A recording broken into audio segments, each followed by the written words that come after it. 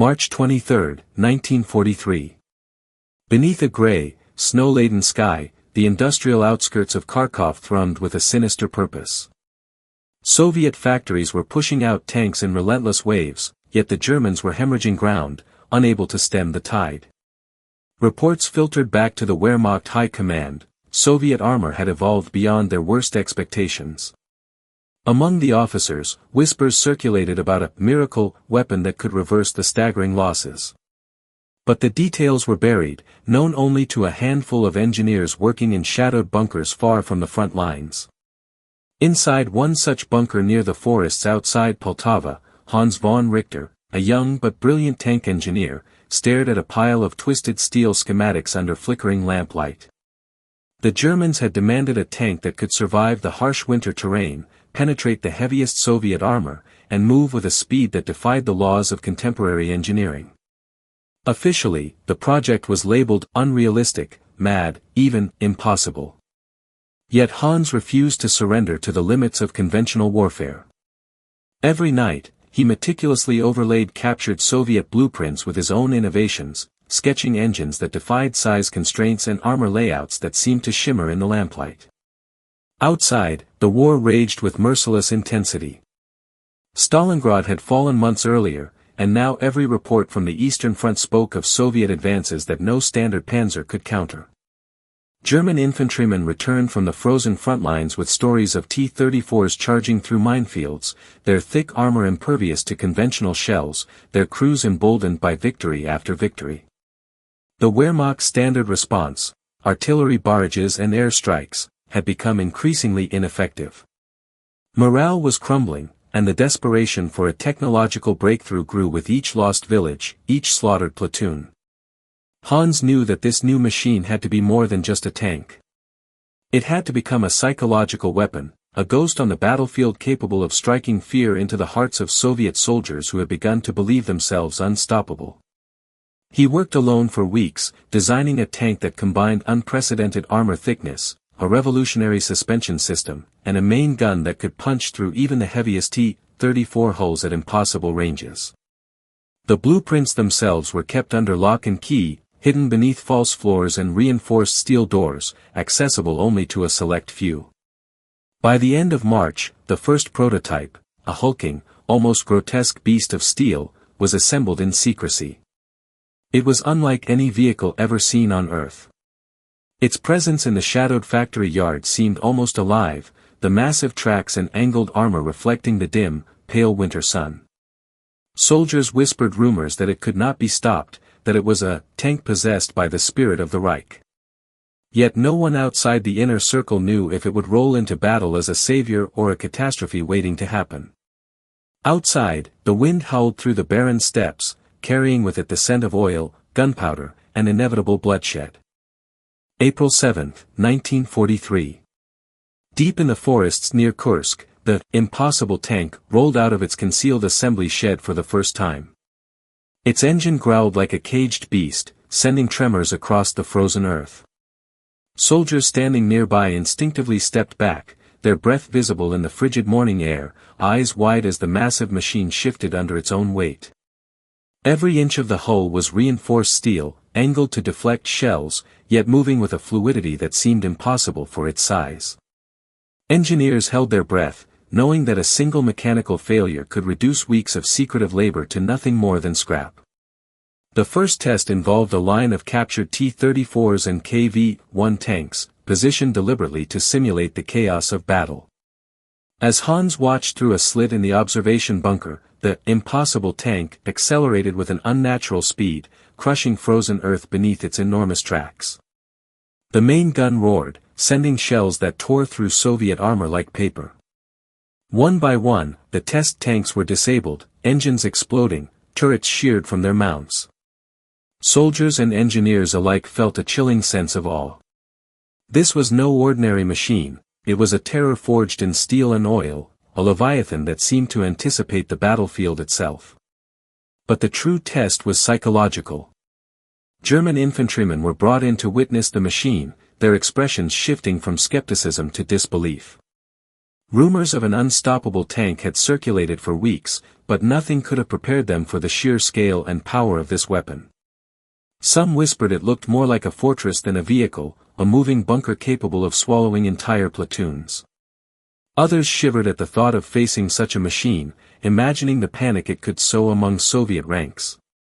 Hans observed silently, aware that this reaction was as vital as the technical performance. Fear was a weapon in its own right, and the impossible tank had already begun its campaign in the hearts of men. Reports were sent to the high command under heavy encryption. Hitler himself reportedly demanded photographic evidence, sending his aides to inspect the prototype in person. Meanwhile, engineers worked feverishly to perfect the mechanics, aware that even minor miscalculations could turn this marvel into a graveyard of steel. Supply lines were discreetly organized, ammunition and fuel were stockpiled in hidden depots across the Eastern Front. Every detail, from turret rotation to crew ergonomics, was optimized to ensure maximum lethality. By late April, the first operational unit was formed, composed of hand-picked tank crews and engineers. These men trained in secret, learning to maneuver the monstrous vehicle through forests, frozen rivers, and bombed-out villages. They became part of a select brotherhood, sworn to silence under penalty of death. The war outside was relentless, but within the shadows of Kursk, a singular hope emerged, a machine that could tip the scales in favor of a faltering Wehrmacht, a dark and silent answer to the relentless Soviet advance. May 12, 1943. Dawn broke over the scorched fields outside Belgorod, the horizon obscured by smoke and the distant rumble of artillery. The Soviet 69th Tank Brigade was advancing, confident in the superiority of their T-34s and KV-1s, unaware that a single German machine waited to meet them. Hidden behind a ridge, the impossible tank crouched like a predator, its massive silhouette blending with the morning mist. Crew members, sweating despite the cold, gripped controls with tense precision. Every lever, pedal, and dial had been tested countless times, but the battlefield was unforgiving, and one miscalculation could be fatal. When the Soviet tanks crested the ridge, the impossible tank erupted into motion. Its engine thundered across the frozen terrain, tracks tearing through mud and ice with unstoppable force.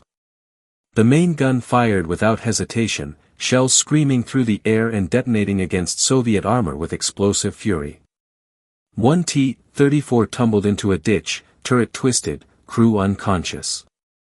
Another KV-1 erupted in flames, a column of black smoke clawing skyward. The battlefield was chaos incarnate. German infantry following behind felt a surge of hope and terror simultaneously, hope for the salvation this weapon represented, terror at the sheer destructive power it unleashed. Soviet soldiers froze, their tactics collapsing under the weight of something they had never encountered. Radio chatter broke down into panic, orders lost in the noise of explosions and crushing steel. Eyewitness accounts later described the tank as an iron demon that seemed to anticipate every maneuver. Artillery shells ricocheted off its armor, machine gun fire bounced harmlessly against reinforced plating.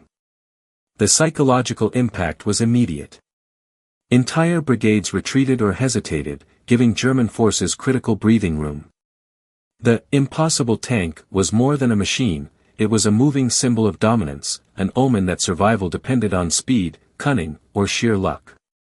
Hans von Richter observed from a distant command post, recording data, noting performance, and silently calculating improvements. The prototype had exceeded expectations, yet each engagement carried immense risk. Crew fatigue, mechanical strain, and the unpredictability of war were constant threats. Even as the German lines gained ground, there was an unspoken understanding among the engineers, every battle was a test, not just of firepower, but of the human capacity to control a machine of almost supernatural capability. By nightfall, the battlefield was littered with wreckage, burned-out Soviet tanks, shattered weapons, and the eerie silence of survival. German forces regrouped, awed and shaken. News of the impossible tank spread in hushed whispers through the ranks. Soldiers told each other of its speed, its impenetrable armor, the unnatural precision of its gunfire. It was a secret weapon that would shape the Eastern Front, yet it carried a darkness, a reminder that even the most brilliant innovations in war demanded a heavy human cost, from both sides of the line. June 3, 1943. Behind the front lines, in a hidden repair depot carved into the forest near Kharkov, the impossible tank rested on steel jacks. Its treads were shredded from repeated assaults over frozen rivers and rubble-strewn villages. Smoke and mud had caked its armor, yet the engineers worked with meticulous precision, as if performing surgery on a living creature. Hans von Richter moved among them, clipboard in hand, noting every fracture in the armor, every vibration in the engine, every irregularity in the hydraulics. The tank's success on the battlefield had come at a brutal cost. Every engagement tore at its massive frame. The repairs were complicated by the secrecy surrounding the project. Parts could not be sourced from standard supply lines, every replacement component had to be handcrafted in specialized workshops. Workers labored under the dim light of lanterns, aware that exposure of the project could lead to immediate arrest, or worse. There were whispers that Stalin's spies had infiltrated even the most secure depots, and the engineers lived with the constant fear that this technological marvel could fall into enemy hands. Yet there was no room for error. One misaligned gear or weakened suspension could turn the impossible tank from a weapon of awe into a wreckage of fire and twisted steel. Each day, Hans pushed the boundaries of what the tank could endure. New armor plating was welded at impossible angles, balancing protection and mobility. The main gun was recalibrated to fire with greater accuracy over longer distances, while a novel cooling system was installed to prevent catastrophic engine failure under sustained combat. Even the cabin, a claustrophobic maze of levers and pedals, was optimized to reduce crew fatigue during hours-long engagements. Every improvement was a gamble, a silent bet on survival against an enemy that had already demonstrated an uncanny ability to adapt and strike back. Psychological warfare was also refined. Reconnaissance teams painted the tank with patterns that made it appear larger from a distance, a moving fortress that could dominate entire sectors. Its approach was accompanied by rumbling exhaust notes that resembled thunder rolling across the plains. Soviet forces who encountered it reported being paralyzed with fear, unable to coordinate attacks effectively. The impossible tank became not just a weapon, but a legend, whispered about in Soviet communications as a ghostly predator stalking the Eastern Front. Yet behind the triumph, there was exhaustion and dread. Engineers slept in shifts, often dreaming of failure, of tanks caught in mud, of crew members lost to their own creation. Hans kept meticulous notes, aware that every modification brought new risks. The line between genius and catastrophe was razor-thin. In the shadowed forests and snow-dusted depots, the impossible tank was maintained not just with steel and oil, but with obsession, fear, and the relentless human will to defy the front lines of war itself. July 15, 1943. The Battle of Kursk loomed as one of the largest armored engagements in history. German intelligence had confirmed that Soviet defenses were fortified with thousands of tanks and anti-tank emplacements, anticipating a decisive clash. Amid this, the impossible tank was deployed to a secluded sector, its arrival shrouded in secrecy. German officers understood that its presence could tilt the balance, but no one fully grasped the psychological weight it carried. Crews felt the tension in their bones, aware that the battlefield demanded perfection and that failure could mean annihilation. The first encounter with Soviet armor was catastrophic in its efficiency. Columns of T-34s advanced across open fields, expecting routine engagement. Instead, the impossible tank surged from a concealed ridge, its gun erupting with terrifying precision. Shells tore through the enemy's front lines, detonating ammunition caches and immobilizing entire brigades. Soviet crews scrambled, some abandoning their vehicles in sheer panic. German infantrymen accompanying the machine reported that entire sections froze at the sound of its roar, unable to respond in time. The tank's presence alone disrupted Soviet coordination, creating gaps that allowed mechanized units to exploit the chaos. Hans observed from a forward command post, noting both mechanical performance and battlefield dynamics. The engine endured hours of continuous operation without overheating, the tracks navigated shell-cratered fields without failure, and the main gun maintained deadly accuracy. Every engagement provided data for further refinements, and even minor battlefield insights were recorded in secret diaries hidden within the depot. The engineers' obsessive documentation reflected the stakes. This was not merely an experiment, but a weapon whose survival was entwined with the fate of thousands of soldiers. Yet the toll was undeniable. Crew members emerged from the tank shaken and bloodied, their uniforms scorched, hands blistered from operating a machine that demanded both strength and endurance. Several sustained minor injuries from abrupt maneuvers, while others reported psychological strain, describing the machine as alive or haunted. The horror of commanding such a leviathan weighed heavily on their minds. Each engagement pushed the crew to the limits of human endurance, transforming victory into a mixture of awe and trauma. By the end of the day, German forces had gained significant ground, the Soviet advance disrupted and disorganized. The impossible tank had proven its worth, yet its legend was growing in hushed conversations among officers and soldiers. It was no longer merely steel and gunpowder, it had become a symbol, a specter of power capable of instilling terror before the first shot was fired. And while the Eastern Front shifted in Germany's favor, Hans and his engineers knew that every triumph carried a shadow, the ever-present risk that this marvel could be destroyed, captured, or turned into a weapon against them, leaving only ruins where legend once walked.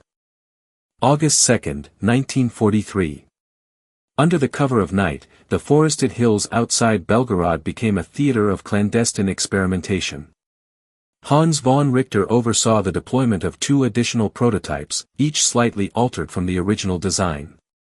One was fitted with experimental side skirts, angled to deflect armor-piercing rounds, the other incorporated a modified suspension system that allowed it to traverse trenches and debris-laden streets with terrifying agility. The engineers worked in near silence, aware that any spark, any misstep, could betray the operation to Soviet scouts or partisan informants. The night trials were unlike conventional exercises. Artillery simulations, flamethrower dummies, and live ammunition tests recreated the chaos of an actual battlefield. The impossible tanks maneuvered through forests, crossing frozen streams and crumbling roads, their engines growling like beasts in the dark. Observers noted the eerie synchronicity between the crews and the machines, as if each tank had been imbued with instinct. Shells fired at the prototypes ricocheted harmlessly, mines exploded beneath them without breaching the reinforced hulls. Each success confirmed that these machines were not merely improvements, they were a new class of weaponry, capable of rewriting the rules of engagement on the Eastern Front. Psychological impact was deliberately exploited. Crews moved in coordinated shadows, using terrain and artificial fog to mask the tank's approach. In prior raids, Soviet units reported hearing a thunderous, almost supernatural rumble, only to be obliterated within moments of sighting. The legend spread quickly among frontline soldiers, "The forest breathes fire," they whispered, referring to the tank's night assaults. Hans meticulously recorded these reactions, aware that fear could be as lethal as any cannon. The Eastern Front had become a laboratory for terror, each engagement designed to measure both mechanical resilience and human psychology.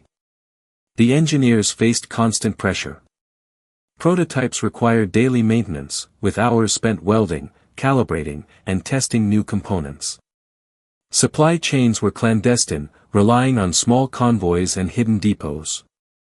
Any delay could render a tank inoperable in critical moments. Crew rotations were carefully managed, balancing the need for trained operators with the physical limits of human endurance. Exhaustion and frostbite were constant threats, yet the men persevered, driven by a mixture of duty, pride, and fear of failure. By mid-August, the impossible tanks had begun their first coordinated night raids on Soviet positions. Infantry and armor units reported disorientation, with entire regiments falling back under the relentless pressure of these mechanical leviathans. The combination of destructive power, psychological intimidation, and strategic precision created a force unlike any previously seen. Each engagement cemented the tank's mythic reputation, while simultaneously revealing the precarious balance required to maintain them. In the shadowed forests and frozen plains, war had transformed into a contest of engineering, fear, and human endurance, with the impossible tanks as its terrifying centerpiece. September 10, 1943. Soviet intelligence had begun to piece together reports of an unprecedented German weapon wreaking havoc along the Eastern Front. Radio intercepts, prisoner interrogations, and reconnaissance missions painted a chilling picture: massive, near-indestructible tanks capable of annihilating entire brigades. Stalin ordered immediate countermeasures. Special engineering units were dispatched to analyze captured wreckage, while saboteurs infiltrated German depots, seeking any fragment of blueprints or technical knowledge. The Germans, however, had anticipated this. Every prototype and record was hidden behind layers of secrecy, false floors, reinforced steel, and coded archives accessible only to a select inner circle. The stakes intensified as Soviet forces adapted. Mines were buried deeper, ambushes orchestrated with precision, and coordinated artillery barrages aimed to pin the tanks in kill zones. Yet the impossible tanks survived encounter after encounter, their reinforced armor shrugging off shell after shell. Engineers observed minor damage, but nothing catastrophic. Each clash provided new intelligence, which Hans and his team meticulously analyzed to implement iterative improvements. Camouflage, mobility, and gun calibration were refined, rendering the tanks almost untouchable. The Eastern Front became a living laboratory for armored warfare, where each side continuously escalated its technological and tactical innovations. Desperation led the Soviets to employ psychological operations of their own. Fake radio transmissions suggested new German divisions, and decoy tanks were moved to lure the impossible tanks into traps. Soldiers whispered rumors intended to confuse German crews, phantom tanks, night specters, and artillery ghosts roaming the forests. Hans monitored these developments with growing unease.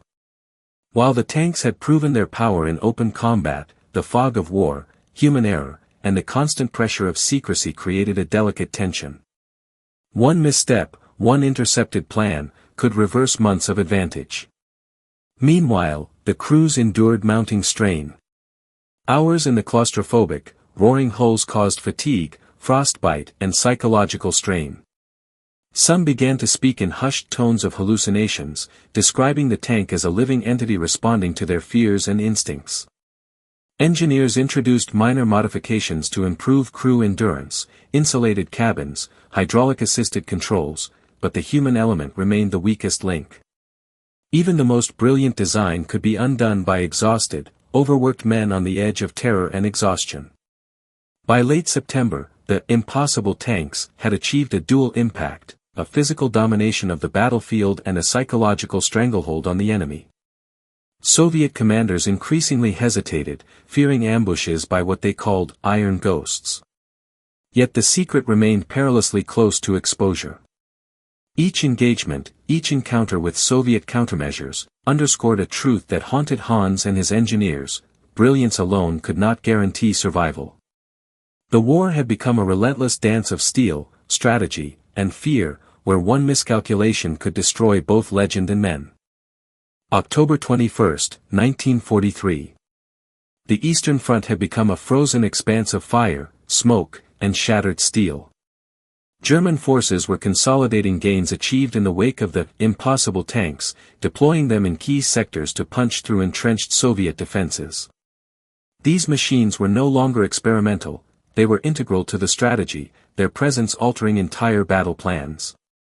Commanders mapped movements around their capabilities, relying on speed, firepower, and the terror they instilled to achieve objectives that had previously seemed impossible. The tanks themselves evolved with each engagement.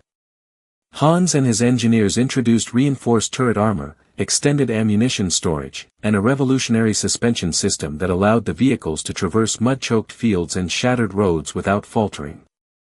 The main guns were recalibrated for extreme long-range accuracy, capable of targeting multiple tanks before the enemy could close distance. Concealed observation points were set up along the front, allowing engineers to monitor performance and crew behavior in real time, adjusting tactics and machinery to maximize efficiency. Every encounter became a controlled experiment in survival and destruction. The human cost, however, was immense. Crews endured near constant exposure to noise, vibration, and the stench of fuel and gunpowder. Some reported night terrors, reliving every explosion and collision, while others described the tank as a sentient force, moving with a will of its own. Injuries were common, both physical and psychological. Engineers and mechanics, working round the clock in freezing depots, faced frostbite, exhaustion, and the ever-present risk of sabotage or discovery. The war was no longer just a test of mettle or tactics, it was a relentless trial of human endurance under conditions few could comprehend. Strategically, the impossible tanks transformed the dynamics of the front. Soviet defenses faltered under coordinated assaults, their armor and infantry unable to adapt quickly enough to the combination of firepower, mobility, and fear. Entire battalions retreated without orders, abandoning equipment and positions in the wake of what they described as unstoppable machines. German infantry and mechanized units exploited these gaps, reclaiming ground previously lost and holding critical positions that would have otherwise fallen. The legend of the tanks grew with every engagement, their reputation spreading like wildfire among both German and Soviet troops. Yet the shadow of secrecy loomed over every victory. Each deployment risked exposure, every intercepted communication a potential disaster. Hans understood that the impossible tanks were as much a gamble as a weapon. One mechanical failure, one unanticipated ambush, could erase the advantage they had painstakingly engineered. Despite the growing myth surrounding these machines, the engineers and crews remained acutely aware of the fragility underlying their apparent dominance. The front lines of the Eastern Front had become a stage where innovation, terror, and human endurance collided, and the impossible tanks were both the stars and the specters of this deadly performance. November 8, 1943. A harsh wind swept across the shattered plains near Poltava, carrying the acrid scent of burned fuel and twisted metal. Intelligence reports indicated that Soviet special forces were closing in on a hidden depot housing one of the impossible tank prototypes. The engineers scrambled, working feverishly under dim lantern light, stripping blueprints, dismantling key components, and preparing to evacuate the machine into deeper forests. Fear hung over the operation like a storm cloud. If the Soviets captured even fragments of this technology, the war could shift irreversibly. Hans von Richter oversaw the evacuation personally. Each movement was precise, coordinated to avoid detection, and yet a persistent tension gripped every engineer. Even routine noises, creaking metal, snapping branches, triggered alarms. Crew members loaded ammunition with trembling hands, their breaths visible in the freezing night air, hearts pounding as though the tank itself could sense the danger. Soldiers stationed as lookouts reported shadows flitting through the woods, Soviet scouts attempting to penetrate the perimeter. The engineers' meticulous secrecy was tested to the absolute limit. Simultaneously, the human cost became undeniable. Prolonged stress, exhaustion, and the relentless pressure of guarding a secret that could determine the war's outcome weighed heavily. Some engineers questioned the morality of their work, aware that the impossible tanks caused death on a scale that haunted even the most hardened soldiers. Yet their duty, fear of retribution, and the obsession with perfection kept them moving. Each action, from welding armor to calibrating guns, was performed under the shadow of potential catastrophe. The line between survival and annihilation had never been thinner. Soviet forces, frustrated by the missing prototype, launched artillery bombardments in a desperate attempt to force the engineers into exposure. Shrapnel shredded trees, and the ground shook beneath the depot. The impossible tank remained intact, its reinforced hull absorbing impacts that would have destroyed conventional vehicles. Engineers worked in near silence, noting the effectiveness of armor reinforcements, the limits of track durability, and vulnerabilities exposed by unexpected attacks. Each incident became data, feeding further improvements that pushed the tank closer to an almost supernatural resilience. By dawn, the depot was evacuated, the prototype concealed in a dense forest, tracks covering any trace of passage. The engineers and crew emerged, frostbitten and exhausted, aware that they had survived a near catastrophe. The secrecy of the project remained intact, but the episode underscored a harsh truth: genius and engineering could tip the scales of war, but human frailty and the ever-present specter of enemy intelligence were constant threats. The impossible tanks had become symbols of German innovation and terror, yet their very existence was a precarious balance between myth and disaster, a dark testament to the brutal ingenuity of war. December 15, 1943. The Eastern Front had descended into a frozen, merciless stalemate. The impossible tanks had shifted the dynamics of battle, leaving scarred landscapes, shattered Soviet armor, and terrified soldiers in their wake. Yet the relentless pace of war, the extreme demands on crews and engineers, and the increasing sophistication of Soviet countermeasures began to take their toll. Prototypes suffered mechanical strain beyond design limits, crews faltered under exhaustion, and the constant need for secrecy constrained operational effectiveness. Hans von Richter and his team continued to refine the machines, introducing incremental innovations to extend their lifespan and lethality. Reinforced armor panels were added, engines modified to withstand extended campaigns, and crew cabins insulated against frostbite. Still, the human element remained vulnerable. Accounts from surviving crews described a haunting relationship with the tanks, a mixture of reverence, terror, and dependency. Soldiers admitted to hearing imagined commands from the machine, to feeling that it anticipated their thoughts, as if the tanks had developed an uncanny sentience born of desperation and innovation. By early 1944, production challenges and Allied advances forced a strategic withdrawal. The impossible tanks were gradually hidden, dismantled, or destroyed to prevent capture. Several were buried in clandestine depots, their blueprints shredded or locked in reinforced vaults, known only to Hans and a handful of engineers. The soldiers who operated them were reassigned or vanished into obscurity, their experiences suppressed by military secrecy. What remained was legend, a weapon that had briefly rewritten the rules of armored warfare, leaving both awe and horror in its wake. The psychological impact endured far beyond the battlefield. Soviet veterans recalled the tanks as iron phantoms that emerged from forests like demons, reshaping tactics and instilling fear that lingered long after engagements ended. German soldiers carried memories of impossible feats, near-death experiences, and the heavy weight of responsibility for controlling machines capable of unparalleled destruction. Hans von Richter documented every detail in secret diaries, preserving knowledge that could have changed modern armored engineering, yet these records were buried with the project, lost to history for decades. The impossible tanks remain a haunting testament to the extremes of wartime innovation. They were born from desperation, honed by genius, and sustained by obsession, yet their existence was inseparable from human suffering and secrecy.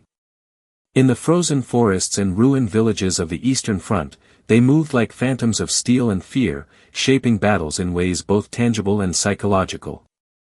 The legacy of Hans von Richter and his creation endures as a dark, forbidden chapter of World War II, proof that ingenuity, when wedded to war, can become both a miracle and a nightmare.